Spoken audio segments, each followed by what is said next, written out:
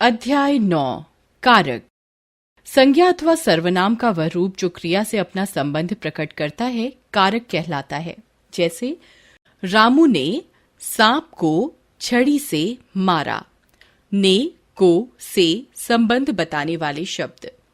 इस वाक्य में सभी शब्दों का क्रिया से संबंध है। वाक्यों में पाए जाने वाले शब्द परस्पर संबद्ध होते हैं। इस संबंध को प्रकट करना कारकों का काम होता है।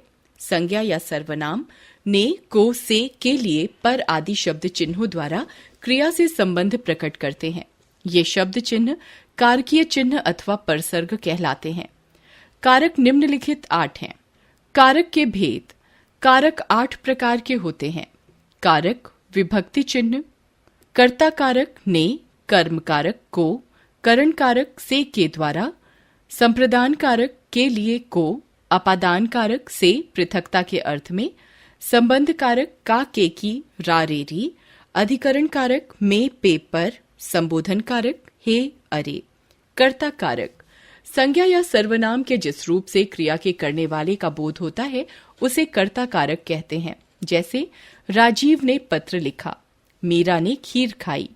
उपरोक्त वाक्यों में क्रिया करने वाले राजीव तथा मीरा हैं, अतः ये कर्ता कारक हैं।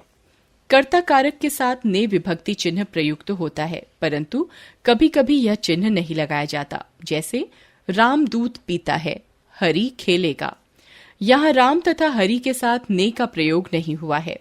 कर्म कारक जिस वस्तु या व्यक्ति पर क्रिया के व्यापार का प्रभाव पड़ता है उसे कर्म कारक कहते हैं। इसका कारक चिन्ह को है। जैसे राम ने रावण को मारा, बहन भाई को बुलाती है। यहाँ क्रिया का प्रभाव रावण व भाई पर पड़ रहा है, अतः रावण व भाई का कर्म कारक है। कभी कभी को विभक्ति चिन्ह के बिना भी कर्म कारक का प्रयोग होता है। जैसे सरिता ने चित्र बनाया, यहाँ चित्र के पश्चात को विभक्ति चिन्ह का प्रयोग नहीं हुआ है। करण कारक जिस साधन के द्वारा कर्ता कर्म करता है उसे करण कारक कहा जाता है। इसके विभक्ति चिन्ह से तथा के द्वारा हैं। जैसे सिपाही ने छड़ी से चोर को पीटा। छड़ी करण कारक, यहाँ छड़ी से साधन का बोध हो रहा है, अतः इसका करण कारक है। संप्रदान कारक जिस संज्ञा या सर्वनाम के लिए क्रिया की जाती है या जिसे कुछ दिया जाता है उसे व्यक्त करने वाले शब्द को संप्रदान कारक कहते हैं। इसके विभक्ति चिन्ह को तथा के लिए हैं। जैसे छात्र परीक्षा के लिए पढ़ रहे हैं, भिखारी को रोटी दो। यहाँ परीक्षा तथा भिखारी के लिए क्रिया की जा रही है, अतः इनका संप्रदान कारक है। अपादान कारक अपादान का अर्थ है अलग होना। जिस संज्ञा या सर्वनाम से किसी अन्य संज्ञा या सर्वनाम का अलग होना पाया जाए उसका अपादान कारक होता है। जैसे पेड़ से फल गिरा, वह मुंबई से चला गया। संबंध कारक जिस संज्ञा या सर्वनाम का संबंध वाक्य में आए हुए अन्य संज्ञा पद से प्रकट किया जाए उसका संबंध कारक होता है। जैसे यह मोहन का घर है, यहाँ मोहन का संबंध कारक है। घर से इसका संबंध प्रकट होता है। अधिकरण कारक संज्ञा या सर्वनाम के जिस रूप से क्रिया के आधार यानी स्थान या काल का बोध होता है उसका अधिकरण कारक होता है। जैसे दीवार पर बंदर बैठा है, दीवार अधिकरण कारक।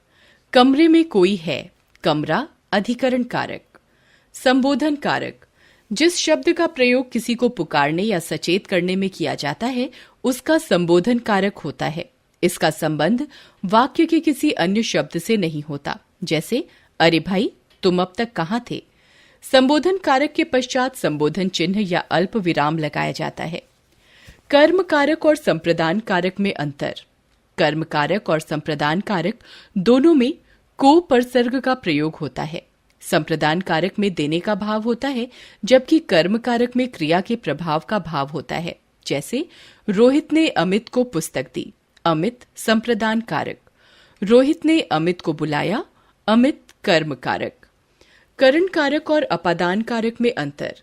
करण कारक तथा अपादान कारक दोनों का विभक्ति चिन्ह से है, परंतु करण कारक में से किसी साधन से काम करने का सूचक है, जबकि अपादान कारक में से अलग होने का भाव प्रकट करता है।